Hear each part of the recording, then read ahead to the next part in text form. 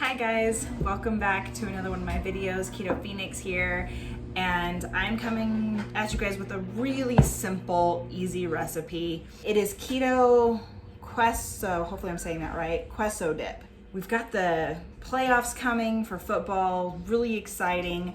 I've done several different pizza recipes, but what is one thing, at least that the people I know like to do during the playoffs? Have get-togethers with friends, family, and always something that has always been served at every football party I've been to has been some kind of dip. Now, you can take pork rinds and dip pork rinds in the dip and eat them that way. You could also buy some Quest chips. Quest chips make a good dipping option. But if you would like to make your own, I learned a new way, and I'm just gonna tell you guys real quick because it's super easy. But just take some of the low-carb tortilla shells, cut them into chip shapes, right? Spray them with some olive oil, and you can add some seasonings. You can add some salt if you wanted to. If you wanted to make flavor, you could do like cheese powder to make kind of like a Dorito taste, or you could take like a ranch packet and mix those in the chips that have the olive oil on them. And then what you're gonna do is you're gonna stick them in your air fryer. But make sure you get the olive oil on them and whatever seasonings you might want to have on them, because the olive oil is what's going to help the chips become crispy, and they're so good that way. That is what I would suggest you do for this dip. If you're hosting the playoff party, you could always buy some regular dipping chips for other people who aren't doing keto. I've got my crock pot right here, so your slow cooker. You're going to need a slow cooker. You could probably do this over the stove. I haven't personally done that, but if you were gonna do it over the stove, you just let it boil for a while and like stir it. But I don't know, I just like the slow cooked option. Pepper jack cheese right here. I got 2 of the 8-ounce bags, so that's 16 ounces of pepper jack cheese. And you're gonna just dump that right in. I like to kind of break the cheese apart and kind of spread it out a little bit. I don't know, it probably doesn't really do anything. Really, it's just something I do. So then there's the second one. So next, we're gonna put 2 8-ounce full bricks of cream cheese in here. I'm so excited about my Packers playing. I'll sit here and sing that as I'm opening the cream cheese. So there's 1 brick.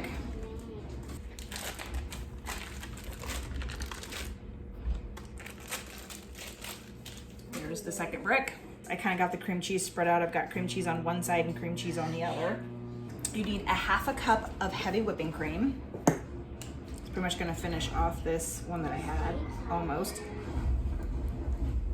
It's amazing how much you can get out of one of these small things of heavy whipping cream. So if you're doubting, I've used this for several things now, and it's still going. Okay, to that, you're also gonna add a 1/2 cup of water. We've got a 12-ounce can of Rotel.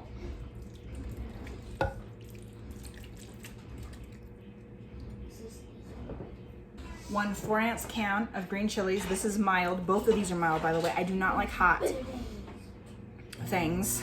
I'm not into spicy and really hot. Or I should say my body doesn't like it.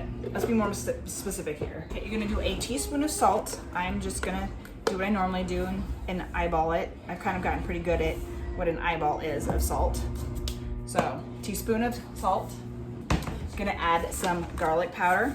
If you wanted to make this hot, you could always add a teaspoon of red pepper flakes and a dash of cayenne pepper if you wanted to add a little bit more spice to this dip. But that is literally all there is to this recipe. I'm going to put it on high for 2 hours. I'm gonna set 20 minutes timer because this is a lot of cheese, okay? And cheese can get sticky. Every 20 minutes, I am reminded to come stir it and mix it up. Okay, it's been 20 minutes, so I'm gonna come in here and give this a quick stir, see how it's doing.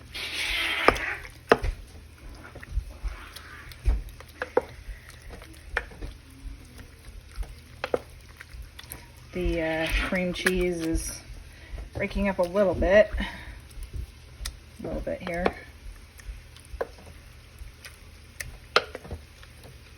right, now I'll do another 20 minutes and then we'll see. It's been 2 hours. I have stirred every 20 minutes. Woo, steamy. It is done. Looks so good. So I would definitely stir it every 20 minutes because every 20 minutes I'd come in here and stir it and it would be trying to stick. So yeah, just keep stirring it. After 2 hours, you can turn it off and dish yourself some up. It's time to try this. I got my chips done. We had to get a new air fryer because our old one, it fried and it made a really interesting noise. Like it had just finished its cycle and I had reached down to get mitts in a drawer down below, closed the drawer, and then in the base of the air fryer, it made this like zzz noise, which was really scary because it was like right by my face. And because we have such an old air fryer, there was no way my husband was going to be able to take apart just what he needed to take apart to look on the inside to see what was going on without taking the entire thing apart. And again, it was an OG air fryer. I mean, we've had it for a very long time, and so it was just time to replace it. And so we got ourselves a brand new one right there. I used it to make my chips. What was that? And can you hear that? It's nice and crunchy. So I got my sauce right here. This is the dip. 2 hours in the slow cooker. And let's give it a try, shall we?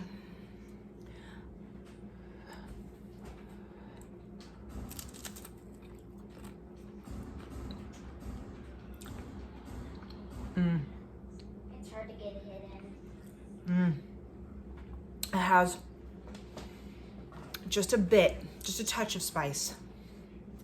It must be from the mild green chilies. So it has just a touch of spice to it, which is perfect. I'm glad I didn't add any cayenne pepper or anything like that because that would have been too much for me. Wow. Nice. You tamed. So good. Thank you, Ralph. And these turned out great. After they were done, I just added a touch of salt to them, shook them up really good. These are so good. Wow, they make a perfect chip replacement.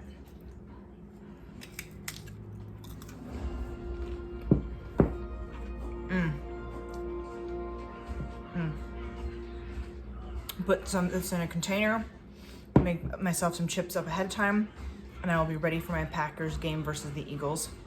Can't wait. I'll see you guys in my next video. Bye.